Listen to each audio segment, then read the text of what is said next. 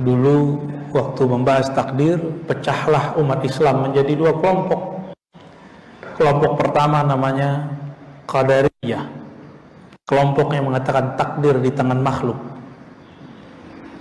Kalau di Cina itu aliran Taoism, ya, takdir itu nggak ada, kita yang buat takdir sendiri. Itu aliran Qadariyah, bukan Qadiriyah. Qadiriyah pengikut Syekh Abdul Qadir Al-Jilani, ya. Qadariyah ini banyak dipakai oleh aliran-aliran Mu'tazilah. Dan orang-orang salah faham hari ini dikira kalau ikut Qadariyah, kelompok yang mengatakan takdir di tangan kita, kita akan maju. Itu keliru besar, nggak ada hubungannya. Lalu ada kelompok anti dengan itu, disebut kelompok Jabariyah, bahwa semua takdir di tangan Allah dan kita zahir batin dipaksa oleh Allah, disebut majbur. Kelompok ini disebut Jabariyah.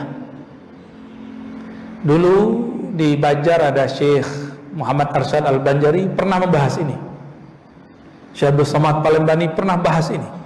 Syekh Abdul Rauf Singkili pernah bahas ini.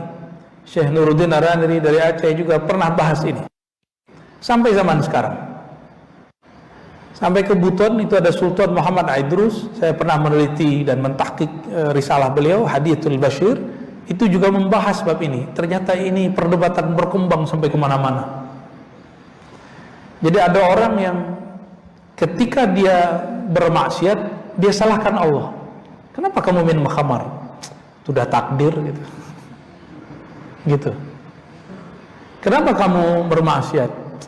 Sudahlah, itu kehendak Allah. Kalamnya benar, tapi maksudnya nggak benar. Semuanya kehendak Allah, benar nggak? Tapi dia sedang mempersalahkan Allah. Ahlus sunnah mengajarkan dua hal. Pertama namanya kasab atau ikhtiar, yang kedua adab. Dua kelompok ini kemudian ditengahi, muncullah imam namanya Abul Hasan Al-Asy'ari. Imam Abul Hasan Al-Asy'ari mengambil jalan tengah. Karena jalan tengah berarti nggak ikut kiri, nggak ikut kanan.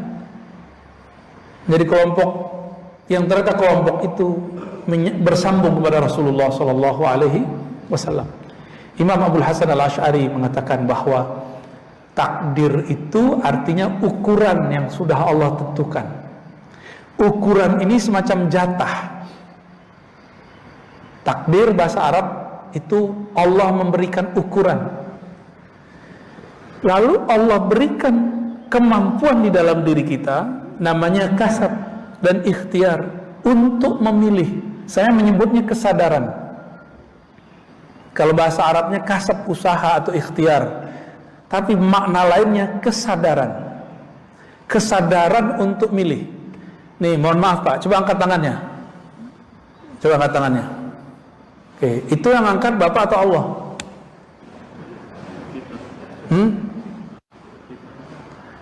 Kita memilih untuk mengangkat. Kalau Bapak jadiin gampar orang, itu yang gampar Bapak atau Allah? Kita gampar. Kita nggak boleh mengatakan Allah lah yang menggampar, nggak boleh. Inilah adab Sayyidina Al-Khidir. Sayyidina Al-Khidir ketika beliau mempertunjukkan demo di depan Sayyidina Musa alaihi wassalatu wassalam, bunuh anak kecil, merusak kapal, dan tidak minta upah. Apa kata beliau? Tidaklah aku lakukan itu dari perintahku. Supaya tidak, seharusnya kan dia ngomong, ini kan perintah Allah. Tapi adabnya, Sayyidina Al-Khidir masih sadar bahwa dialah yang membunuh.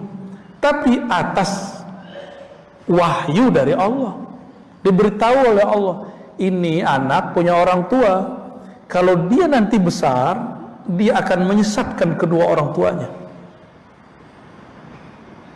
Diberikan pemahaman begitu oleh Allah, Sayyidina Al-Khidir kemudian memilih untuk menyelamatkan si anak sehingga meninggal sebelum baligh, masuk surga, orang tuanya juga masuk surga. Itu suatu keburukan atau kebaikan? tapi zahirnya dibunuh. Kira-kira begitu. Sayyidina Al-Khidir sadar dalam membunuh anak kecil itu, tapi dalam batinnya ada satu tujuan pemahaman. Maka dia tidak mengatakan yang membunuh Allah, gitu ya. Bisa memahaminya, memilah-milahnya. Maka kita ada satu bab setelah ikhtiar dan kasab yang disebut adab. Contoh kedua, kalau dapat benda baru, kita dikasih Allah kasih rezeki mobil baru, rumah baru, apapun yang baru, lalu kita berdoa, Allahumma inni as'aluka khairah wa khaira ma jabalta alaih wa khaira ma fihi wa khaira ma jabalta alaih. Ya Allah, aku memohon kebaikan yang ada di dalamnya dan kebaikan yang Engkau letakkan di dalamnya. Tapi giliran buruk, kita nggak boleh ngomong, ya Allah aku minta kebaikannya dan keburukannya dan keburukan yang Engkau letakkan, nggak boleh. Allahumma inni a'udzubika min syarriha wa min syarri ma fiha. Selesai. Nggak boleh ngomong wa min syarri ma jabalta fiha, dari keburukan yang Engkau taruh di dalamnya. Nggak boleh. Itu bab adab. Inilah perbedaan akidah orang yang bermakrifat. Itulah gabungan antara akidah dan ma'rifat. Orang cuma belajar akidah, nggak sopan pada Allah, itu jadi qadariyah mah. Ya berarti mereka nggak punya ma'rifat. Saya usut-usut, dari mana Imam Abul Hasan Asy'ari paham ini? Ternyata beliau pernah berguru kepada Imam Ruwaim, Imam Junaid Al-Baghdadi, pernah berguru kepada imam-imam ahli rohani, imam-imam yang mengikuti pola-pola Nabiullah Khidir, yaitu ikhtiar dan adab. Gitu Pak ya, dikunyah-kunyah aja dulu Pak ya, insyaallah bermanfaat. Cukup? Ada lagi?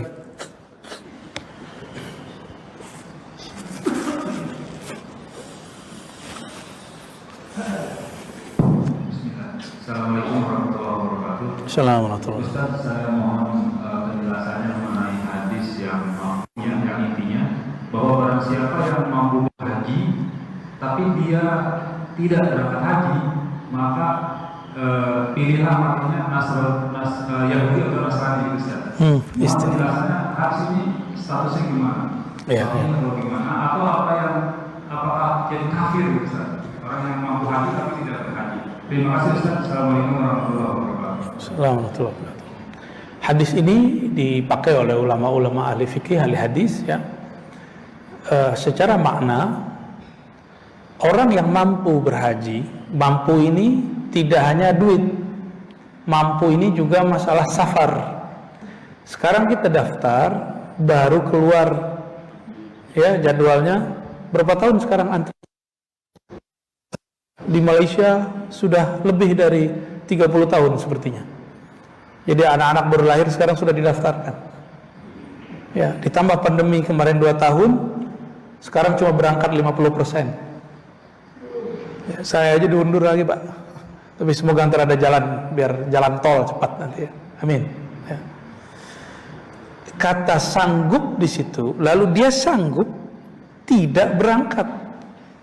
Artinya apa? Dia sanggup, tidak ada halangan.